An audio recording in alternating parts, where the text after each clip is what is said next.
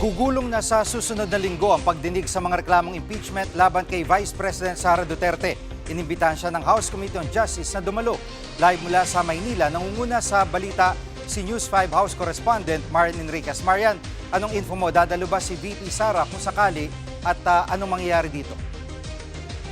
Bago nga yan, Jake, kinumpirma sa atin ng kampo ni Vice President Sara Duterte na si Attorney Michael Boa, na natanggap na nila yung notice na ipinadala po ng House Committee on Justice tungkol nga po dito sa imbitasyon at yung impormasyon nga po na sa March 25, gugulong na yung pagdinig tungkol nga po doon sa dalawang reklamong impeachment laban sa vice. Actually, ayon doon sa House Committee on Justice, prerogative o na kay VP Sara na po kung dadalo siya o hindi doon po sa pagdinig. Kung hindi po kasi dadalo itong si VP Sara doon sa pagdinig, parang wini-waive o sinusuko na po niya yung kanyang karapatan para po sana sagutin yung bawat aligasyon na inilatag sa kanya. Nauna na nga po idineklara noon ng House Committee on Justice na may sufficient grounds o sapat pong basihan itong mga reklamong impeachment laban sa Vice Presidente. Actually, bago nga po nito, yung mga complainants at yung ilang mga kongresista, sinasabi po nilang yung sagot o yung answer at kautelam ni VP Sara non-answer o hindi po talaga diretsong sinagot ni VP Sara yung bawat aligasyon po na inilatag laban sa kanya. At ito nga po, pakinggan natin itong pahayag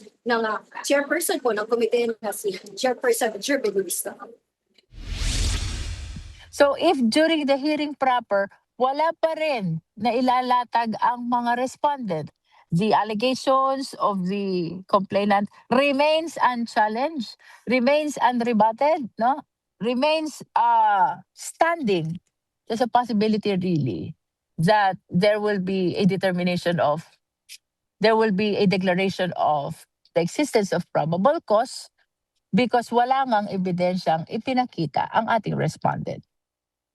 At base sa mga panayam mo, Marian, ay attend kaya si VP sa pagdinig? Hindi ayon po sa mga abogado ni VP Sara na si Attorney Michael Boa, hindi pa raw nila napag-uusapan ng vice o pati ng legal team kung dadalo nga o hindi yung vice. Pero ayon nga kay Attorney Boa, pag-aaralan pa raw ng legal team kung makabubuti ba o hindi itong pagdalo ni VP Sara sa pagdinig. At nauna nga, nanindigan din ito si Attorney Boa na wala pong ginawang impeachable offense ang vice. Narito po yung kanyang pahayag. The complaints themselves do not or fail to state the ultimate facts that would constitute impeachable offenses. If we look at the complaints by themselves as well as their attachments, wala naman po talagang ultimate facts na nagsasabi na merong impeachable offense na nakumit ang ating Vice Presidente. At sa pagsisimula ng impeachment ay anong aasahan natin dito? Yung gugulong po na pagdinig dito sa House Committee on Justice sa susunod na linggo, parang po itong preliminary investigation sa isang criminal proceeding. Unang maglalatag ng mga ebidensya, yung hanay po ng mga complainant, bagay na sasagutin o waiver po ng respondent na si Vice President Sara Duterte. Actually, papaalala din ng chairperson ng committee na si Chairperson Luis Ro, tanging mga miyembro lamang po ng Justice Committee yung maaaring mag-direct o cross-examine doon po sa mga testigo ng mga ebidensya. At para po kasi silang piskal na aalamin, pag-aaralan nila kung bang probable cause itong mga reklamo. At sa ngayon nga, Jiggy, ayon kay Chairperson Luis Ro, pina-finalize na nila itong ground rules para nga po doon sa gugulong na impeachment hearing sa susunod na linggo sa Miyerkules. At may dagdag ko lang din, Jiggy, yung mangyayari sa March 25, ayon nga kay Chairperson Luis Ro, a-actionan muna nila yung tatlong request.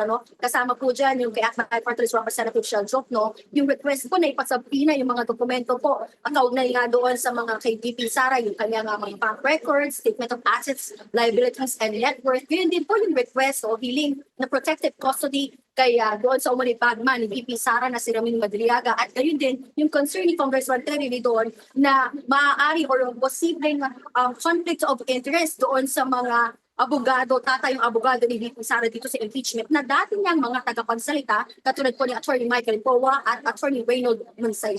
Yan po muna ang latest sa Kamara. Balik sa EG. Yan ang ulat ni Marian Enriquez live mula sa Maynila. Mga kapatid, Jig Manikad po, pagdating sa mahalagang balita sa loob at labas ng bansa, dapat una sa lahat, mag-follow at mag-subscribe na sa social media pages ng News 5.